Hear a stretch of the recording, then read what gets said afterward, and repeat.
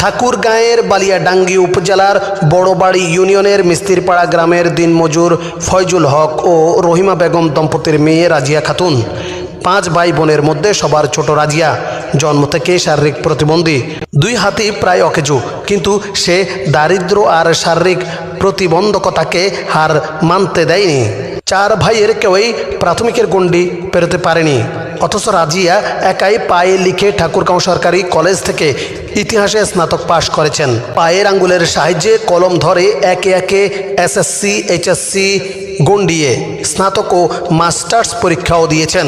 সম্প্রতি ঠাকুরগাঁও শহরের আইনজীবী সমিতির পাশের একটি টেবিলে বসে পায়ে কলম ধরে চাকরির আবেদন লিখছিলেন তিনি।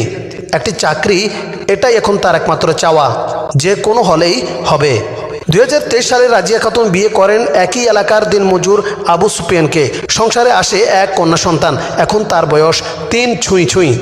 অভাবের সংসার হলেও ভালোবাসায় গড়ে উঠেছিল একটি ঘর, কিন্তু কয়েক মাস আগে হঠাৎ কাজ করতে গিয়ে দুর্ঘটনায় পড়ে আহত হন তার স্বামী সুফিয়ান।